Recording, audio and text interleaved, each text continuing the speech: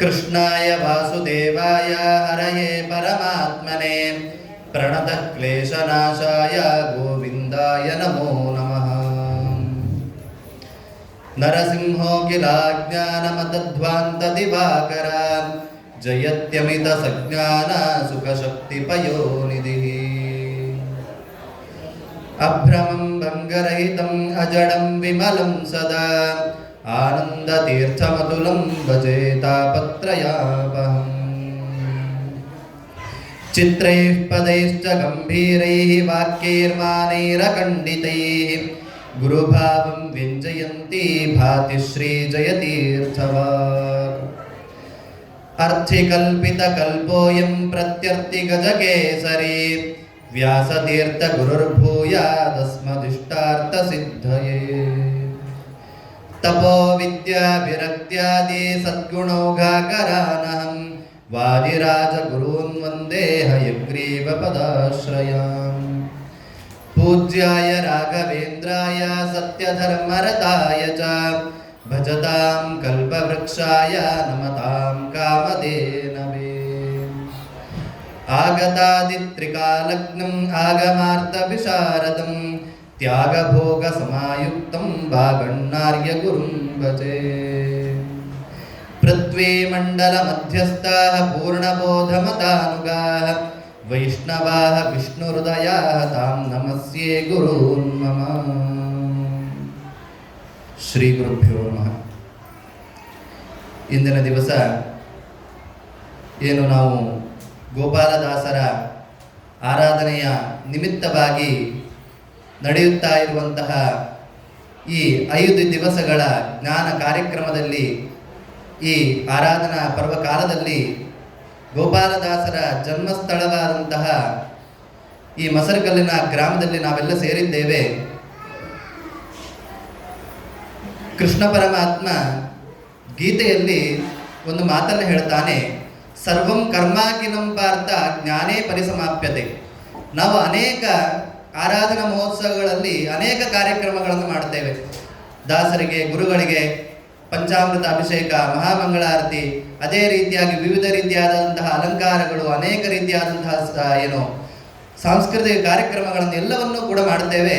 ಆದರೆ ಅದರಿಂದ ನಾವು ಜ್ಞಾನವನ್ನು ಹೊಂದಬೇಕು, ಅದರಿಂದ ನಾವು ಪರಮಾತ್ಮನಿಗೆ ಹತ್ತಿರವಾಗಲಿಕ್ಕೆ ಏನು ಒಳ್ಳೆಯ ಜ್ಞಾನ ಉಂಟೋ ಅದನ್ನು ಹೊಂದಬೇಕು. ಅದನ್ನು ಕೃಷ್ಣ ತಿಳಿಸಿದ್ದಾನೆ, ಸರ್ವಂ ಕರ್ಮಾಕಿಲಂ ಪಾರ್ಥ ಜ್ಞಾನೇ ಪರಿಸಮಾಪ್ಯತೆ. ನೀನು ಏನೇ ಕರ್ಮ ಮಾಡಿದರೂ ಕೂಡ ಅದರಿಂದ ನನಗೆ ಏನು ಜ್ಞಾನ ಬಂತು, ಅದರಿಂದ ನಾನು ಇಂದಿನ ದಿವಸ ಏನು ಒಳ್ಳೆಯದನ್ನು ಪರಮಾತ್ಮನ ಬಗ್ಗೆ ತಿಳಿದೆ ಎಂಬುದನ್ನು ನಾವು ಚಿಂತನೆ ಮಾಡಬೇಕಂತೆ. ಅದೇ ರೀತಿಯಾಗಿ ನಾವು ಮನೆಯಲ್ಲೆಲ್ಲ ಇದ್ದರೆ ಹಾಡು ಹರಟೆಗಳಲ್ಲಿಯೇ ನಮ್ಮ ಜೀವನವನ್ನು ಕಳೆದು ಬಿಡುತ್ತೇವೆ. ಆದ್ದರಿಂದಲೇ ಇಂತಹ ಗುರುಗಳ ಆರಾಧನೆಯ, ದಾಸರ ಆರಾಧನೆಯ ಸಂದರ್ಭಗಳಲ್ಲಿ ಬರುವಂಥದ್ದು ಬಂದರೆ ನಮಗೆ ಅಲ್ಲಿ ಎಲ್ಲ ಜನರು ಕುಳಿತುಕೊಂಡಿರ್ತಾರೆ, ಅವರ ಮಧ್ಯದಲ್ಲಿ ಬೆರೆತರೆ, ನಮಗೆ ಸಜ್ಜನರ ಸಂಘವಾದರೆ ನಮಗೆ ಒಳ್ಳೆಯ ರೀತಿಯಾದಂತಹ ಜ್ಞಾನ ಸಿಗ್ತದೆ. ಆ ರೀತಿಯಾಗಿ ನಾವು ಕೂಡ ಇಲ್ಲಿ ಗೋಪಾಲದಾಸರ ಆರಾಧನೆಯ ನಿಮಿತ್ತವಾಗಿ ಅವರ ಜನ್ಮಸ್ಥಳವಾದಂತಹ ಮಸರಕಲ್ಲಿನ ಗ್ರಾಮದಲ್ಲಿ ಸೇರಿದ್ದೇವೆ. ನಮಗೂ ಕೂಡ ಮಾತನಾಡಲಿಕ್ಕೆ ಅವಕಾಶ ಮಾಡಿಕೊಟ್ಟಂತಹ ಸೇವಾ ಸಮಿತಿಯ ಎಲ್ಲರಿಗೂ ಕೂಡ ಮೊದಲಿಗೆ ಕೃತಜ್ಞತೆಯನ್ನು ತಿಳಿಸ್ತಾ ನನ್ನ ಪ್ರವಚನವನ್ನು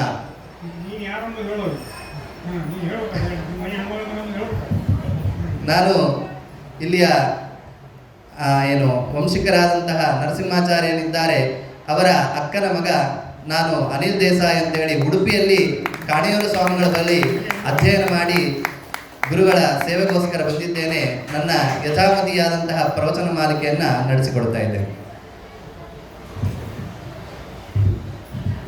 ದ್ವಾಪರದಲ್ಲಿ ಒಬ್ಬ ಮುನಿಪ ತನ್ನ ಕೋಪದಿಂದಲಿ ಕೊಟ್ಟ ಶಾಪಿಸಲು ಜ್ಞಾನ ಲೋಪವಾಗೆ ಅಪಾರ ತತ್ವ ಸ್ವರೂಪ ಎಂಬುದಾಗೆಲ್ಲ ದಾಸರಾಯರು ತಿಳಿಸಿದಂತೆ ನಮ್ಮ ಈ ಶಾಸ್ತ್ರ ಪರಂಪರೆ ಎನ್ನುವಂಥದ್ದು ವೇದವ್ಯಾಸರಿಂದ ಬಂದಂಥದ್ದು. ವೇದವ್ಯಾಸರ ಉಗಮಕ್ಕೆ ಒಂದು ಕಾರಣವನ್ನು ತಿಳಿಸ್ತಾರೆ. ದ್ವಾಪರದಲ್ಲಿ ಒಬ್ಬ ಮುನಿಪ. ಹಿಂದಿನ ಕಾಲದಲ್ಲಿ ಎಲ್ಲ ಋಷಿಮುನಿಗಳು, ಬ್ರಾಹ್ಮಣರು ಕೂಡ ವೇದಾಧ್ಯಯನದಲ್ಲಿ ರತರಾಗಿರ್ತಾರೆ. ರತರಾದಾಗ ಒಂದು ಬಾರಿ ಏನಾಗ್ತದೆ ಅಂತಂದರೆ, ಒಂದು ಬಾರಿ ಇಡೀ ಲೋಕಕ್ಕೆ ಕ್ಷಾಮ ಎನ್ನುವಂಥದ್ದು ಬರ್ತದೆ. ಕ್ಷಾಮ ಬಂದಾಗ ಎಲ್ಲ ಋಷಿಮುನಿಗಳು ಕೂಡ ಗೌತಮರ ಆಶ್ರಮವನ್ನು ಸೇರ್ತಾರೆ. ಗೌತಮರು ಎನ್ನುವಂತಹ ಋಷಿಗಳು, ಆ ಋಷಿಗಳ ಬಳಿ ಒಂದು ಕಾಮಧೇನು ಇರ್ತದೆ. ಕೇಳಿದ್ದನ್ನೆಲ್ಲ ಕೊಡುವಂತಹ ಆಕಳು ಆ ಕಾಮಧೇನು. ಆ ಆಕಳೆ ಇರುವುದರಿಂದ ಅವರಿಗೆ ಯಾವುದೇ ದುರ್ಭಿಕ್ಷೆ ಇರುವುದಿಲ್ಲ. ಇಡೀ ಲೋಕದಲ್ಲಿ ದುರ್ಭಿಕ್ಷೆ ಬಂದಾಗ ಎಲ್ಲ ಋಷಿಮುನಿಗಳು ಕೂಡ ನಮಗೆ ಯಾವುದೇ ತೊಡಕ ಆಗಬಾರದು, ಧರ್ಮಾಚರಣೆಗೆ ತೊಡಕ ಆಗಬಾರದು ಎನ್ನುವಂತಹ ಉದ್ದೇಶದಿಂದ ಗೌತಮರ ಆಶ್ರಮವನ್ನು ಸೇರ್ತಾರೆ. ಆಶ್ರಮಕ್ಕೆ ಹೋಗ್ತಾರೆ. ಅಲ್ಲಿ ಎಲ್ಲ ಚೆನ್ನಾಗಿ ತಮ್ಮ ಧರ್ಮಾನುಷ್ಠಾನವನ್ನು ಮಾಡ್ತಾರೆ. ನಂತರದಲ್ಲಿ ಆ ಬರಗಾಲ ಒದಗಿತ್ತು ಅದೆಲ್ಲವೂ ಕೂಡ ದೂರವಾಗ್ತದೆ. ಸಜ್ಜನರು ಸಾಧುಗಳು ಒಂದೇ ಕಡೆಯಲ್ಲಿ ನಿಲ್ಲುವಂಥವರಲ್ಲ. ಇನ್ನೊಬ್ಬ ಜನರನ್ನು ಉದ್ಧಾರ ಮಾಡುವುದಕ್ಕೋಸ್ಕರ ಲೋಕದಲ್ಲಿ ಸಂಚಾರ ಮಾಡ್ತಾ ಇರ್ತಾರೆ. ಅವರೆಲ್ಲರೂ ಕೂಡ ದುರ್ಭಿಕ್ಷೆ ಬಂದಿತ್ತು, ಒಂದು ಸಮಯದಲ್ಲಿ ಗೌತಮರ ಆಶ್ರಮದಲ್ಲಿದ್ದರು. ಮುಂದೆ ಒಳ್ಳೆಯ ಕಾಲ ಬಂದಿದೆ, ಲೋಕದಲ್ಲಿ ನಾವು ಸಂಚಾರ ಮಾಡಬೇಕು, ಮುಂದೆ ಹೋಗಬೇಕು ಎಂಬುದಾಗಿ ಚಿಂತನೆ ಮಾಡ್ತಾ ಇದ್ದಾರೆ.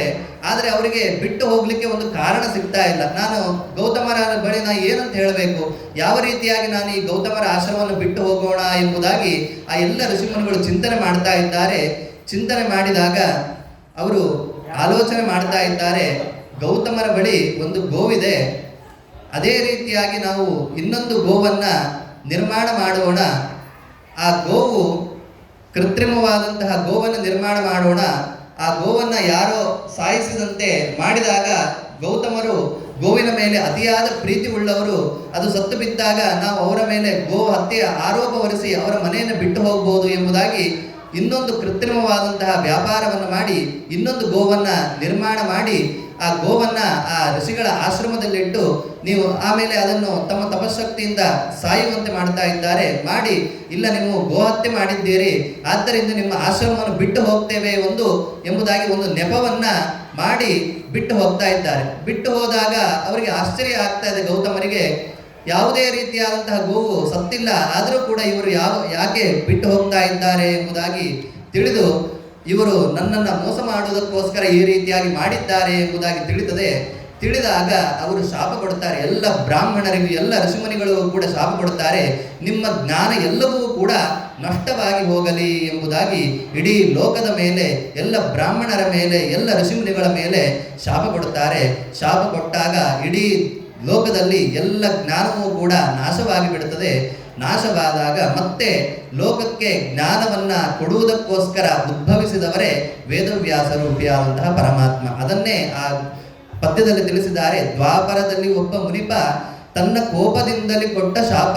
ದ್ವಾಪರ ಕಾಲದಲ್ಲಿ ಆ ಮುನಿ ಯಾವುವು ಅಂದರೆ ಆ ಗೌತಮ ಋಷಿಗಳು. ಗೌತಮಸ್ಯ ಋಷೇಶಾಪಾತ್ ಎಂಬುದಾಗಿ ಮಧ್ವಾಚಾರ್ಯರು ತಮ್ಮ ತಾತ್ಪರ್ಯ ನಿರ್ಣಯ ಎನ್ನುವಂತಹ ಗ್ರಂಥದಲ್ಲಿ ತಿಳಿಸ್ತಾರೆ. ಗೌತಮ ಋಷಿಗಳು ಶಾಪ ಕೊಟ್ಟಾಗ ಎಲ್ಲ ಜ್ಞಾನ ಲೋಪವಾಗ್ತದೆ.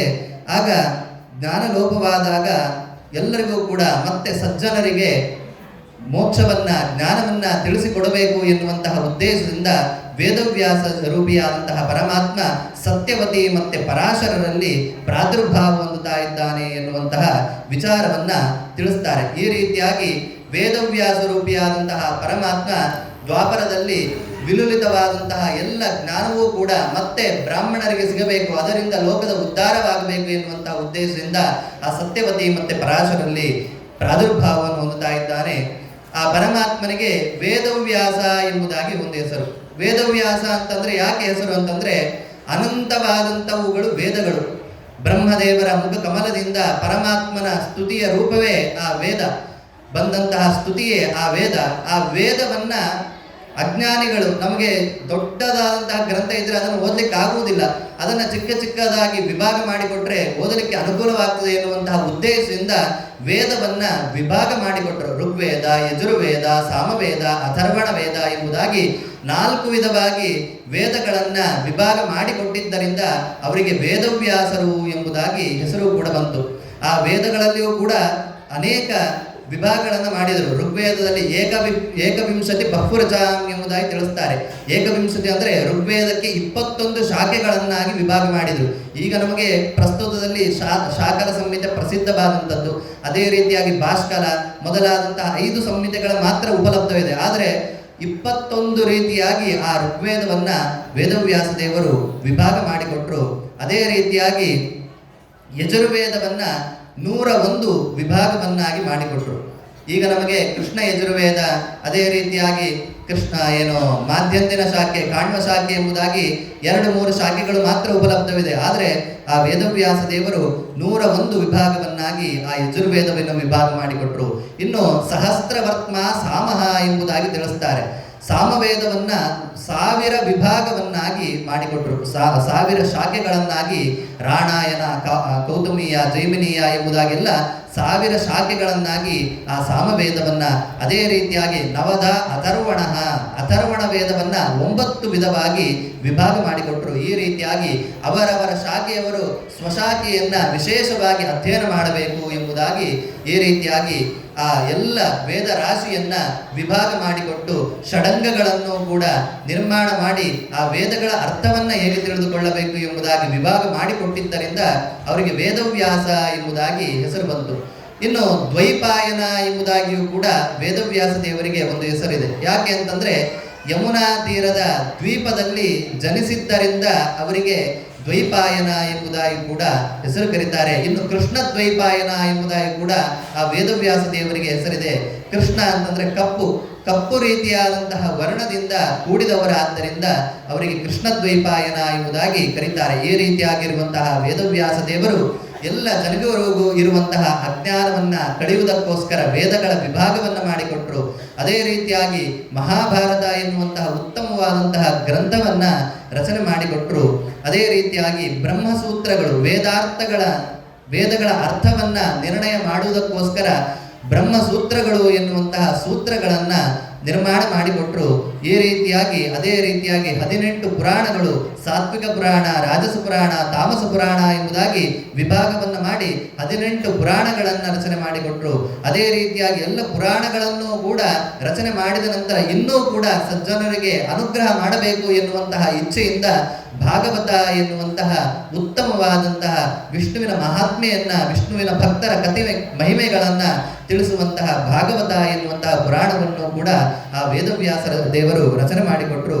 ಈ ರೀತಿಯಾಗಿ ವೇದವ್ಯಾಸ ದೇವರು ರಚನೆ ಮಾಡಿಕೊಟ್ಟ ನಂತರ ಆ ಜ್ಞಾನ ಲೋಕದಲ್ಲಿ ಪ್ರವರ್ತಿತವಾಗಿದ್ದು, ಮುಂದೆ ಭೀಮಸೇನ ದೇವರಿಂದಲೂ ಕೂಡ ಆ ಜ್ಞಾನ ಪ್ರವರ್ತಿತವಾಯಿತು.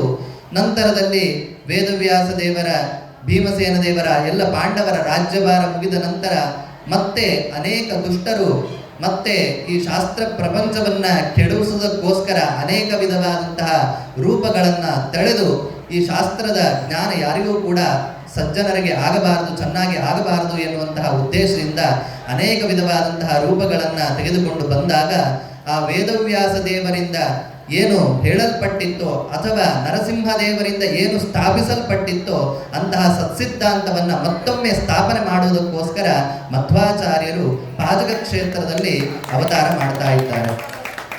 ಮಧ್ವಾಚಾರ್ಯರು ಅನಾದಿ ಕಾಲದಿಂದ ಬಂದಂತಹ ಸತ್ಸಿದ್ಧಾಂತದ ಪ್ರತಿಷ್ಠಾಪನಾಚಾರ್ಯರು ಎಂಬುದಾಗಿ ಅವರನ್ನ ರಾಘವೇಂದ್ರ ಸ್ವಾಮಿಗಳು ಕರೀತಾರೆ.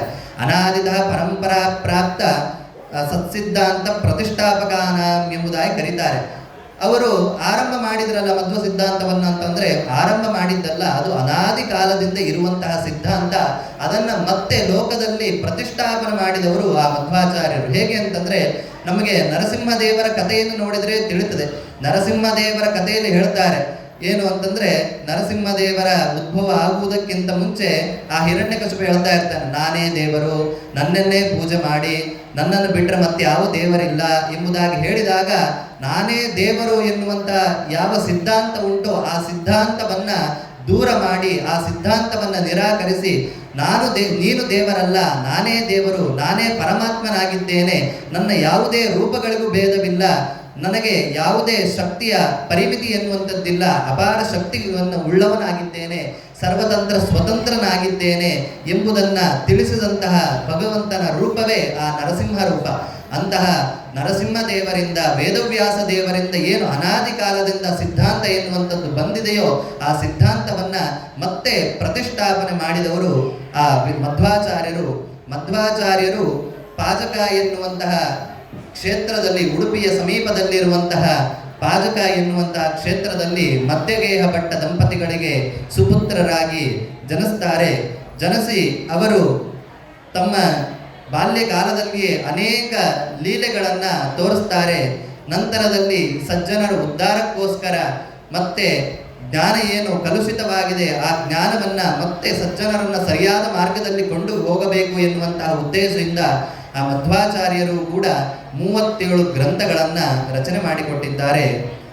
ಆ 37 ಗ್ರಂಥಗಳು ಯಾವುದಂತಂದರೆ ಭಾಷ್ಯಾಣಾಂ ದಶಕಂಚ ಪಂಚಕಯುತಂ ತಿಸ್ರಶ್ಚ ನಿರ್ಣೇತಯೋ ವಿಷ್ಣೋ ಸ್ತೋತ್ರ ಯುಗಂ ದಶ ಪ್ರಕರಣಂ ಕಲ್ಪದ್ವಯಂಚ ಸ್ಮೃತಿ ಶ್ರೀಕೃಷ್ಣಾಮೃತತಂತ್ರಸಾರ ಯಮಕನ್ಯಾಯಾಬಲಿ ದೀಪನಂ ಯೇನಾಕಾರಿ ಸದೈವ ಮಧ್ವಮುನಿರಾಡ್ ತದ್ಯಾತ್ ಸುವಿದ್ಯಾಂ ಮಮ. 37 ವಿಧವಾದಂತಹ ಗ್ರಂಥಗಳನ್ನು ಆ ಮಧ್ವಾಚಾರ್ಯರು ರಚನೆ ಮಾಡಿಕೊಟ್ಟಿದ್ದಾರೆ. ಯಾವುದೆಲ್ಲ 37 ವಿಧವಾದಂತಹ ಗ್ರಂಥಗಳು ಅಂತಂದರೆ, ಒಬ್ಬ ಆಚಾರ್ಯ ಮತಾಚಾರ್ಯ ಎನಿಸಿಕೊಳ್ಳಬೇಕು ಅಂತಂದರೆ 3 ವಿಧವಾದಂತಹ ಪ್ರಸ್ಥಾನಗಳಿದೆ. ಆ 3 ವಿಧವಾದಂಥವುಗಳಿಗೆ ಭಾಷ್ಯ ಬರೆದರೆ ಅವನನ್ನು ಮತದ ಆಚಾರ್ಯ ಅಂತ ಕರೀತಾರೆ. ಯಾವುದು 3 ಅಂತಂದರೆ, ವೇದವ್ಯಾಸ ದೇವರು ರಚನೆ ಮಾಡಿಕೊಟ್ಟಂತಹ ಭಗವದ್ಗೀತೆಗೆ ಯಾರು ಟೀಕೆ ಬರೀತಾರೋ ಭಗವದ್ಗೀತೆಗೆ ಅರ್ಥವನ್ನು ಬರೀಬೇಕು. ಅದೇ ರೀತಿಯಾಗಿ ಉಪನಿಷತ್ತುಗಳು, ವೇದದ ಅಂತಿಮ ಭಾಗವಾದಂತಹ ಉಪನಿಷತ್ತುಗಳು, ವೇದದ ಸಾರಭೂತವಾದಂತಹ ಉಪನಿಷತ್ತುಗಳು ಏನಿದೆಯೋ ಆ ಉಪನಿಷತ್ತುಗಳಿಗೆ ಅರ್ಥವನ್ನು ಬರೀಬೇಕು. ಅದೇ ರೀತಿಯಾಗಿ ವೇದವ್ಯಾಸ ದೇವರು ರಚನೆ ಮಾಡಿಕೊಟ್ಟಂತಹ ಬ್ರಹ್ಮಸೂತ್ರಗಳು, ಇವುಗಳಿಗೆ ಅರ್ಥವನ್ನು ಬರೀಬೇಕು. ಈ ರೀತಿಯಾಗಿ ಬ್ರಹ್ಮಸೂತ್ರಗಳು, ಅದೇ ರೀತಿಯಾಗಿ ಭಗವದ್ಗೀತೆ, ಅದೇ ರೀತಿಯಾಗಿ ಉಪನಿಷತ್ತು, ಈ 3ಗಳಿಗೆ ಯಾರು ಅರ್ಥವನ್ನು ಬರೀತಾರೋ ಅವರನ್ನು ಆಚಾರ್ಯರು ಎಂಬುದಾಗಿ ಲೋಕದಲ್ಲಿ ಕರೀತಾರೆ. ಗೀತಾ ಪ್ರಸ್ಥಾನ, ಸೂತ್ರ ಪ್ರಸ್ಥಾನ, ಉಪನಿಷತ್ ಪ್ರಸ್ಥಾನ ಎಂಬುದಾಗಿ ಈ 3 ಪ್ರಸ್ಥಾನಗಳಿಗೆ, ಪ್ರಸ್ಥಾನ ತ್ರಯಗಳಿಗೆ ಯಾರು ಭಾಷ್ಯ ಬರೀತಾರೋ ಅಂಥವರನ್ನ ಆಚಾರ್ಯರು ಎಂಬುದಾಗಿ ಕರೀತಾರೆ. ಅದೇ ರೀತಿಯಾಗಿ ಮಧ್ವಾಚಾರ್ಯರು ಕೂಡ 37 ವಿಧವಾದಂತಹ ಗ್ರಂಥಗಳನ್ನು ಬರೆದಿದ್ದಾರೆ. ಈ 3 ಪ್ರಸ್ಥಾನಗಳಿಗೂ ಕೂಡ ಭಾಷ್ಯಗಳನ್ನು ಬರೆದಿದ್ದಾರೆ. ಆ ಭಾಷ್ಯಾಣ ದಶಕಂ 10 ವಿಧವಾದಂತಹ ಉಪನಿಷತ್ತುಗಳಿಗೆ ಭಾಷ್ಯವನ್ನು ಬರೆದಿದ್ದಾರೆ. ಯಾವ ಉಪನಿಷತ್ತುಗಳಂತಂದರೆ ಐತರೇಯ ಉಪನಿಷತ್ತು, ಬೃಹದಾರಣ್ಯಕ ಉಪನಿಷತ್ತು, ತೈತ್ತರೇಯ ಉಪನಿಷತ್ತು, ಛಾಂದೋಗ್ಯ, ಇದೇ ರೀತಿಯಾಗಿ ಕಟ ಉಪನಿಷತ್ತು, ಈ ರೀತಿಯಾಗಿ 10 ಉಪನಿಷತ್ತುಗಳಿಗೆ ಅರ್ಥವನ್ನು ಬರೆದಿದ್ದಾರೆ. ಭಾಷ್ಯಾಣ ದಶಕಂಚ ಪಂಚಕಯುತಂ. ಇನ್ನು ಬ್ರಹ್ಮಸೂತ್ರ ಭಾಷ್ಯ, ಬ್ರಹ್ಮಸೂತ್ರ ಅಣುಭಾಷ್ಯ ಎಂಬುದಾಗಿ ಏನು ಬ್ರಹ್ಮಸೂತ್ರಗಳಿಗೂ ಕೂಡ ಭಾಷ್ಯವನ್ನು ಬರೆದಿದ್ದಾರೆ. ತಿಸ್ರಶ್ಚ ನಿರ್ಣೀತಯೋ, 3 ನಿರ್ಣಯಾತ್ಮಕವಾದಂತಹ ಗ್ರಂಥಗಳನ್ನು ಆ ಮಧ್ವಾಚಾರ್ಯರು ಬರೆದಿದ್ದಾರೆ. ಯಾವುದು 3 ವಿಧವಾದಂತಹ ನಿರ್ಣಯಾತ್ಮಕ ಗ್ರಂಥಗಳಂತಂದರೆ ಭಾಗವತ ತಾತ್ಪರ್ಯ ನಿರ್ಣಯ, ಮಹಾಭಾರತ ತಾತ್ಪರ್ಯ ನಿರ್ಣಯ ಎಂಬುದಾಗಿ, ಮತ್ತೆ ಯಾವುದು ಯಮಕ ಭಾರತ ಎಂಬುದಾಗಿ, ಈ ರೀತಿಯಾಗಿ 3 ವಿಧವಾದಂತಹ ನಿರ್ಣಯಾತ್ಮಕ ಗ್ರಂಥಗಳನ್ನು ಬರೆದಿದ್ದಾರೆ. ಅದೇ ರೀತಿಯಾಗಿ ಸ್ತೋತ್ರಗಳನ್ನು ಬರೆದಿದ್ದಾರೆ. ಗೀತೆಗೆ ಗೀತಾ ಭಾಷ್ಯ, ಗೀತಾ ತಾತ್ಪರ್ಯ ಎನ್ನುವಂತಹ ಗ್ರಂಥಗಳನ್ನು ಕೂಡ ಬರೆದಿದ್ದಾರೆ. ಈ ರೀತಿಯಾಗಿ ಮಧ್ವಾಚಾರ್ಯರು 37 ವಿಧವಾದಂತಹ ಗ್ರಂಥಗಳನ್ನು ರಚನೆ ಮಾಡಿಕೊಟ್ಟಿದ್ದಾರೆ. ಆ ಮಧ್ವ ಮತದ ಸಿದ್ಧಾಂತವನ್ನು ಒಂದೇ ಶ್ಲೋಕದಲ್ಲಿ ವ್ಯಾಸರಾಜರು ನಿರೂಪಣೆ ಮಾಡಿದ್ದಾರೆ. ಶ್ರೀಮನ್ಮಧ್ವಮತೆ ಹರಿಪರತರಃ ಸತ್ಯಂ ಜಗತ್ತತ್ವತೋ ಭಿನ್ನ ಜೀವಗಣ ಹರೇರನುಚರ ನೀಚೋಚ್ಚ ಭಾವಂಗತಃ ಮುಕ್ತಿರ್ನೈಜ ಸುಖಾನುಭೂತಿರಮಲಾ ಭಕ್ತಿಶ್ಚ ತತ್ಸಾಧನಂ ಯಕ್ಷಾದಿತ್ರಿತಯ ಪ್ರಮಾಣಮಖಿಲಾಂ ನಾಯೈಕ ವೇದ್ಯೋ ಹರಿ. ಆ ಮಧ್ವಾಚಾರ್ಯರ 37 ಗ್ರಂಥಗಳ ಸಾರಾಂಶ ಏನು ಎಂಬುದನ್ನು ವ್ಯಾಸರಾಜರು ತಮ್ಮ ಶ್ಲೋಕದಲ್ಲಿ, ಈ ಒಂದು ಶ್ಲೋಕದಲ್ಲಿ ನಿರೂಪಣೆ ಮಾಡಿದ್ದಾರೆ. ಶ್ರೀಮನ್ ಮಧ್ವಮತೆ ಹರಿಪರತರಃ. ಈ ಮಧ್ವಾಚಾರ್ಯರ ಮತದಲ್ಲಿ ಹರಿಯು ಸರ್ವೋತ್ತಮನಾಗಿದ್ದಾನೆ, ಸರ್ವಶ್ರೇಷ್ಠನಾಗಿದ್ದಾನೆ, ವಾಯುದೇವರು ಜೀವೋತ್ತಮರಾಗಿದ್ದಾರೆ. ಸತ್ಯಂ ಜಗತ್, ಈ ಜಗತ್ತು ಸತ್ಯಭೂತವಾದದ್ದು. ಸತ್ಯಂ ಜಗತ್ತತ್ವತೋ ಭಿನ್ನಾ ಜೀವಗಣಾ, ಈ ಜಗತ್ತಿನಲ್ಲಿ ಅನೇಕ ವಿಧವಾದಂತಹ ಜೀವರಿದ್ದಾರೆ, ಅವರಲ್ಲಿಯೂ ಕೂಡ ಭೇದ ಎನ್ನುವಂಥದ್ದಿದೆ. ಹರೇರ ಅನುಚರ, ಈ ಎಲ್ಲ ಜೀವರು ಕೂಡ ಹರಿಯ ಅನುಚರರಾಗಿದ್ದಾರೆ, ಹರಿಯ ದಾಸರಾಗಿದ್ದಾರೆ. ನೀಚೋಚ್ಚ ಭಾವಂಗತ, ಈ ಎಲ್ಲ ಏನು ಜೀವಿಗಳಲ್ಲಿಯೂ ಕೂಡ ತಾರತಮ್ಯ ಎನ್ನುವಂಥದ್ದಿದೆ. ನೀಚೋಚ್ಚ ಭಾವಂಗತ ಮುಕ್ತಿ ನೈಜ ಸುಖಾನುಭೂತಿ, ಈ ಎಲ್ಲ ಜೀವರಿಗೆ ನೈಜದ ಸುಖದ ಅನುಭೂತಿ ಯಾವಾಗ ಆಗ್ತದೆ ಅಂತಂದ್ರೆ ಮುಕ್ತಿಯಲ್ಲಿ ಆಗ್ತದೆ. ಮುಕ್ತಿಯೇ ಅವರ ನೈಜ ಸುಖದ ಆವಿರ್ಭಾವ ಆಗ್ತದೆ. ಅಮಲ ಭಕ್ತಿಷ್ಠ ಸಾಧನಂ, ಈ ಮುಕ್ತಿಯನ್ನು ಹೊಂದಲಿಕ್ಕೆ ಯಾವುದು ಸಾಧನ ಅಂತಂದ್ರೆ ಅಮಲವಾದಂತಹ ಪರಮಾತ್ಮನಲ್ಲಿ ನಿರ್ದುಷ್ಟವಾದಂತಹ ಭಕ್ತಿಯನ್ನು ಮಾಡುವಂಥದ್ದೇ ಆ ಪರಮಾತ್ಮನ ಬಳಿ ಮುಕ್ತಿಯನ್ನು ಹೊಂದಲಿಕ್ಕೆ ಸಾಧನವಾಗಿದೆ. ಯಕ್ಷಾದಿ ತ್ರಿತಯಂ, ಮತ್ತೆ ಈ ಮಧ್ವಮತದಲ್ಲಿ 3 ವಿಧವಾದಂತಹ ಪ್ರಮಾಣಗಳನ್ನು ಹೋಗ್ತಾರೆ. ಯಾವುದು? ಪ್ರತ್ಯಕ್ಷ, ಆಗಮ, ಅನುಮಾನ ಎಂಬುದಾಗಿ ಯಕ್ಷಾದಿ ತ್ರಿತಯಂ ಪ್ರಮಾಣ ಮಕಿಲ ಆಮ್ನೈಕ ವೇದ್ಯೋ ಹರಿಹಿ. ಎಲ್ಲ ಆಮ್ನೈಕ ಅಂತಂದ್ರೆ ವೇದಗಳು, ಎಲ್ಲ ವೇದಗಳಿಂದಲೂ ಕೂಡ ಆ ಪರಮಾತ್ಮನೇ ವೇದ್ಯನಾಗಿದ್ದಾನೆ. ವೇದಾಕ್ಷರಾಣಿ ಯಾವಂತಿ ಪಠಿತಾನಿ ದ್ವಿಜಾದಿಭಿ ತಾವಂತಿ ಹರಿನಾಮಾನಿ ಕೀರ್ತಿತಾನಿ ನ ಸಂಶಯ ಎಂಬುದಾಗಿ ವೇದದ ಬಗ್ಗೆ ತಿಳಿಸುವಂತೆ ಯಾವುದೆಲ್ಲ ವೇದದ ಅಕ್ಷರಗಳು ಇದೆಯೋ ಅವೆಲ್ಲವೂ ಕೂಡ ಪರಮಾತ್ಮನ ಒಂದೊಂದು ವಿಧವಾದಂತಹ ನಾಮಗಳೇ ಆಗಿವೆ ಎಂಬುದಾಗಿ ಎಲ್ಲ ವೇದಗಳಿಂದಲೂ ಕೂಡ ಆ ಪರಮಾತ್ಮನೇ ಮುಖ್ಯವಾಗಿ ವಾಚ್ಯನಾದವನಾಗಿದ್ದಾನೆ ಎಂಬುದಾಗಿ ಅದರಲ್ಲಿ ತಿಳಿಸಿಕೊಡ್ತಾರೆ. ಈ ರೀತಿಯಾಗಿ ಮಧ್ವಮತದ ಸಾರಾಂಶವನ್ನ ವ್ಯಾಸರಾಜರು ತಮ್ಮ ಒಂದೇ ಶ್ಲೋಕದಲ್ಲಿ ನಿರ್ಣಯ ಮಾಡಿಕೊಟ್ಟಿದ್ದಾರೆ. ಈ ರೀತಿಯಾಗಿ ಮಧ್ವಾಚಾರ್ಯರ ಸತ್ಪರಂಪರೆಯಲ್ಲಿಯೇ ಬಂದಂಥವರು ಗೋಪಾಲದಾಸರು ಹರಿತಸ ಗೋತ್ರದಲ್ಲಿ ಮುದ್ಗಲಪ್ಪ ಎನ್ನುವಂತಹ ಆಚಾರ್ಯರ ಮೊಮ್ಮಕ್ಕಳಾಗಿ ಮುರಾರಿರಾಯ ಮತ್ತೆ ವೆಂಕಮ್ಮ ಎನ್ನುವಂತಹ. ದಯವಿಟ್ಟು ಮಾತಾಡಬಾರ್ದು. ನಾನು ನಿಮ್ಮಲ್ಲಿ ಮೊದಲೇ ವಿನಂತಿಯನ್ನು ಮಾಡಿಕೊಂಡಿದ್ದೇನೆ, ಇಷ್ಟೊತ್ತಿನವರೆಗೂ ನೀವು ಸಹಕರಿಸಿರಿ. ದಯವಿಟ್ಟು ಯಾರು ಮಾತಾಡಬಾರ್ದು, ಈ ಸಭಾಂಗಣದಲ್ಲಿ ಯಾರು ಮಾತಾಡಬಾರ್ದು. ಸದ್ದು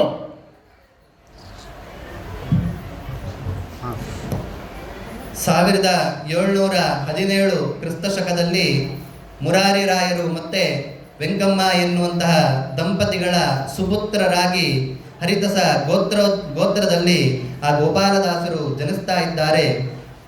ಅವರು ಜನಿಸಿದಂತಹ ಪರಮ ಪವಿತ್ರವಾದಂತಹ ಈ ಮೊಸರುಕಲ್ಲಿನ ಗ್ರಾಮದಲ್ಲಿ ನಾವೆಲ್ಲ ಸೇರಿದ್ದೇವೆ ಅಂತಂದ್ರೆ ಆ ಗುರುಗಳ ಅನುಗ್ರಹವೇ ಕಾರಣ.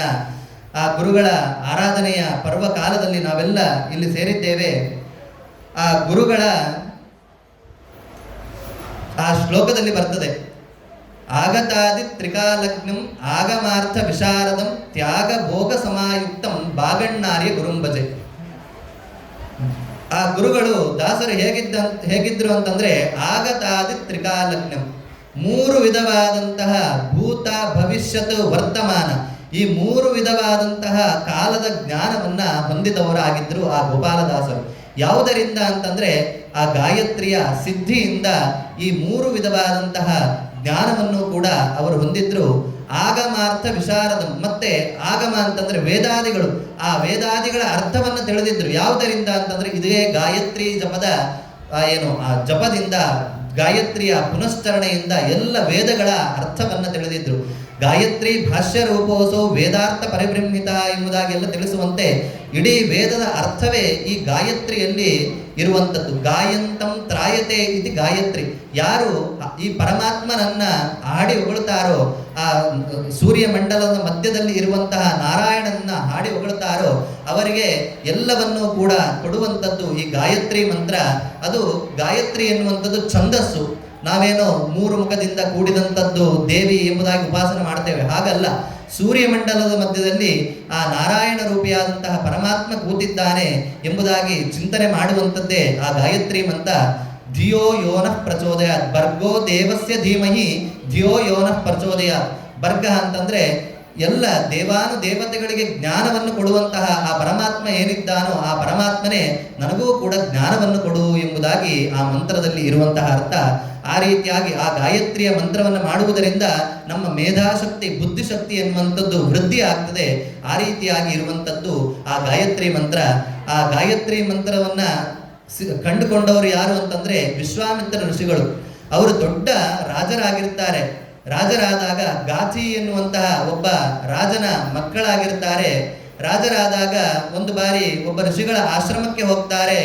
ಆಶ್ರಮದ ಬಳಿ ಹೋದಾಗ ಅವರ ಬಳಿಯೂ ಕೂಡ ಒಂದು ಕಾಮಧೇನು ಇರ್ತದೆ.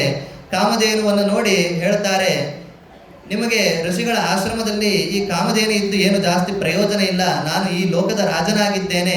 ರಾಜನ ಬಳಿ ಕಾಮಧೇನು ಇದ್ರೆ ರಾಜ ಎಲ್ಲವನ್ನೂ ಕೂಡ ಇದರಿಂದ ಪಡೆದುಕೊಂಡು ಲೋಕದ ಎಲ್ಲ ಜನರಿಗೂ ಕೂಡ ಕೊಡುತ್ತಾನೆ.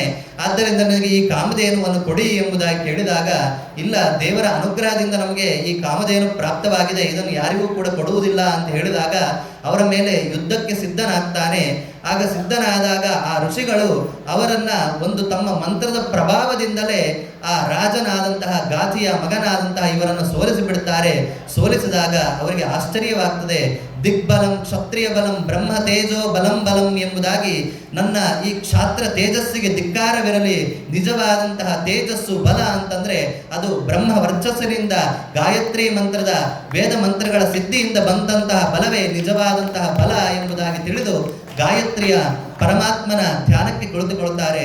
ಆಗ ಅವರಿಗೆ ಗಾಯತ್ರಿಯ ಸಿದ್ಧಿಯಾಗ್ತದೆ. ಈ ರೀತಿಯಾಗಿ ಈ ಗಾಯತ್ರಿಯ ಮಂತ್ರವನ್ನ ತಮ್ಮ ಜೀವನದಲ್ಲಿ ಉಸಿರಾಗಿ ಇಟ್ಟುಕೊಂಡು ಅದನ್ನು ಪ್ರತಿನಿತ್ಯದಲ್ಲಿಯೂ ಕೂಡ ಮಾಡಿ ಅದನ್ನೇ ಸಿದ್ಧಿಯನ್ನಾಗಿ ಹೊಂದಿ ಅದರಿಂದಲೇ 3 ವಿಧವಾದಂತಹ ಆಗತ, ಹಿಂದೆ ಆದಂಥದ್ದು, ಮುಂದೆ ಆಗುವಂಥದ್ದು, ಈಗ ಏನು ಆಗ್ತಾ ಇದೆ ಆ ಎಲ್ಲ ಜ್ಞಾನವನ್ನ ಈ ಗಾಯತ್ರಿಯ ಸಿದ್ಧಿಯಿಂದಲೇ ಪಡೆದವರು ಆ ಗೋಪಾಲದಾಸರು. ಆಗತಾದಿತ್ರಿಕಾ ಲಗ್ನಂ ಆಗಮಾರ್ಥ ವಿಶಾರದಂ. ಆಗಮ ಅಂತಂದ್ರೆ ಹಿಂದೆ ಹೇಳಿದಂತೆ ವೇದಗಳು, ಆ ಎಲ್ಲ ವೇದಗಳ ಅರ್ಥವನ್ನು ಕೂಡ ತಿಳಿದಿದ್ದಾರೆ. ತ್ಯಾಗ ಭೋಗ ಸಮಾಯುಕ್ತ. ಮತ್ತೆ ಹೇಗಿದ್ದಾರೆ ಆ ಗೋಪಾಲದಾಸರು ಅಂತಂದ್ರೆ ತ್ಯಾಗ ಮತ್ತೆ ಭೋಗದಿಂದ ಕೂಡಿದ್ದಾರೆ. ಈ ಎಲ್ಲದಕ್ಕೂ ಕೂಡ ಈ ಗಾಯತ್ರಿಯ ಮಂತ್ರವೇ ಕಾರಣ. ಅವರಿಗೆ ಎಲ್ಲ ವಿಧವಾದಂತಹ ಜ್ಞಾನ, ಜ್ಯೋತಿಷ್ಯದ ಜ್ಞಾನ ಬರಲಿಕ್ಕೂ ಕೂಡ ಗಾಯತ್ರಿಯ ಮಂತ್ರವೇ ಕಾರಣ. ಆಗಮಾದಿಗಳ ಅರ್ಥ ಸಿದ್ಧಿಸ್ಲಿಕ್ಕೂ ಕೂಡ ಗಾಯತ್ರಿಯ ಮಂತ್ರವೇ ಕಾರಣ. ಇನ್ನು ತ್ಯಾಗ ಭೋಗ ಸಮಾಯುಕ್ತಂ, ತ್ಯಾಗದಿಂದ ಕೂಡಿದ್ದಾರೆ, ಭೋಗದಿಂದ ಕೂಡಿದ್ದಾರೆ, ಇದಕ್ಕೂ ಕೂಡ ಗಾಯತ್ರಿಯ ಮಂತ್ರವೇ ಕಾರಣ. ಹೇಗೆ ಅಂತಂದ್ರೆ ಭೋಗ ಅವರಿಗೆ ಆ ಗಾಯತ್ರಿಯ ಮಂತ್ರವನ್ನ ಸಿದ್ಧಿ ಪಡೆದು ಎಲ್ಲರಿಗೂ ಉಪದೇಶ ಮಾಡಿದ್ದರಿಂದ, ಎಲ್ಲರಿಗೂ ಕೂಡ ಜ್ಯೋತಿಷ್ಯವನ್ನು ಹೇಳಿದ್ದರಿಂದ ಅನೇಕ ವಿಧವಾದಂತಹ ಸಂಪತ್ತು ಬಂತು. ಅದರಿಂದ ಎಲ್ಲ ವಿಧವಾದಂತಹ ಭೋಗ ದ್ರವ್ಯಗಳನ್ನ ಪರಮಾತ್ಮನ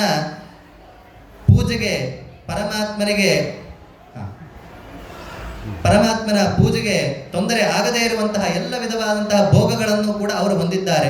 ಎಲ್ಲ ವಿಧವಾದಂತಹ ಭೋಗವನ್ನು ಕೂಡ ಅನುಭವಿಸಿ ಮತ್ತೇನು ಮಾಡಿದ್ರು, ಬರೀ ಭೋಗ ಪಡಲಿಲ್ಲ, ತ್ಯಾಗವನ್ನು ಕೂಡ ಮಾಡಿದ್ದಾರೆ. ತಮಗೆ ಬಂದ ಸಂಪತ್ತಿನಲ್ಲಿ ದಾನ ಧರ್ಮವನ್ನು ಮಾಡಿದ್ದಾರೆ.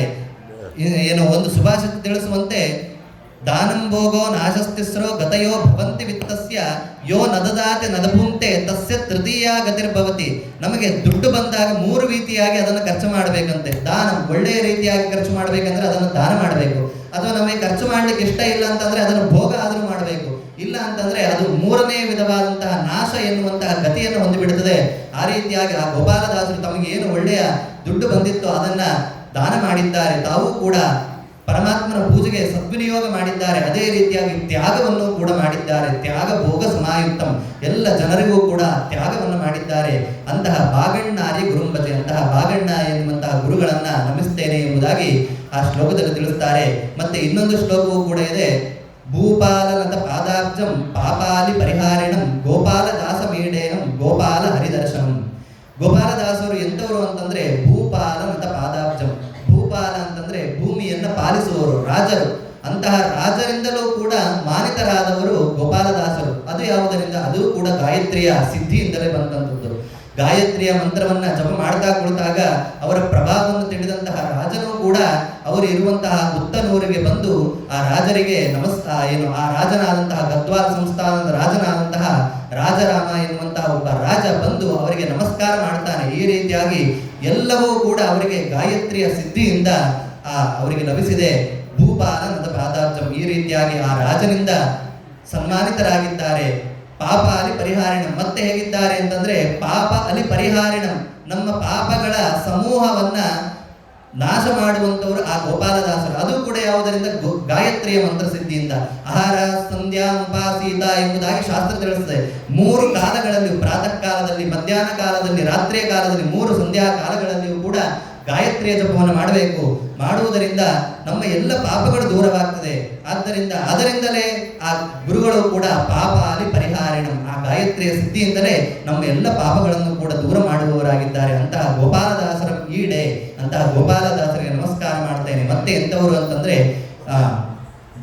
ಗೋಪಾಲ ಹರಿದರ್ಶನಂ, ಗೋಪಾಲಕನಾದಂತಹ ಹರಿಯ ದರ್ಶನವನ್ನು ಮಾಡಿಕೊಂಡವರು, ನಮಗೆಲ್ಲರಿಗೂ ಕೂಡ ಮಾಡಿಸುವವರು. ಅಂತಹ ಗೋಪಾಲದಾಸರಿಗೆ ನಮಿಸ್ತೇನೆ ಎಂಬುದಾಗಿ ಅವರ ಗುರುಗಳ ಶ್ಲೋಕವನ್ನು ತಿಳಿಸ್ತಾ, ಈ ಏನು ಗುರುಗಳ ಆರಾಧನೆಯ ಪರ್ವಕಾಲದಲ್ಲಿ ಗುರುಗಳು ದಾಸರು ಏನು ನಮಗೆ ಕಿಂಚಿತ್ತು ಜ್ಞಾನವನ್ನು ಕೊಟ್ಟಿದ್ದಾರೋ ಅದನ್ನು ಗುರುಗಳ ಅಂತರ್ಯಾಮಿಯಾದಂತಹ ಗೋಪಾಲ ಬಿಟ್ಟನಿಗೆ ಸಮರ್ಪಣೆ ಮಾಡ್ತಾ ಇದ್ದೇನೆ ಎಂಬುದಾಗಿ ತಿಳಿಸ್ತಾ ನನ್ನ ಈ ಪ್ರವಚನ ಮಾಲಿಕೆಯನ್ನ ಗುರುಗಳ ಅಂತರ್ಯಾಮಿಯಾದಂತಹ ಅಸ್ಮತ್ ಗುರುವಂತರದ ಭಾರತೀಯ ಮುಖ್ಯ ಪ್ರಾಣ ಅಂತರ್ಗತ ಶ್ರೀ ಗೋಪಾಟದ ವಿಠಲನಿಗೆ ಸಮರ್ಪಣೆ ಮಾಡ್ತಾ ಇದ್ದೇನೆ. ಶ್ರೀ ಕೃಷ್ಣ ಅರ್ಪಣ ಸಂಪೂರ್ಣ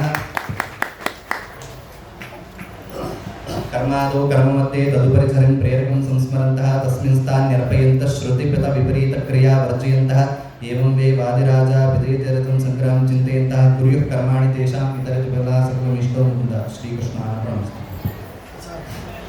ಇದುವರೆಗೆ ಅನಿಲ್ ದೇಸಾಯಿ ಅವರು ಈ ಒಂದು ಉಪನ್ಯಾಸ ಮಾಲಿಕೆಯನ್ನು ಈ ಒಂದು ಗೋಪಾಲದಾಸರ ಆರಾಧನಾ ಪ್ರಯುಕ್ತ ಮಸರಕಲ್ನಲ್ಲಿ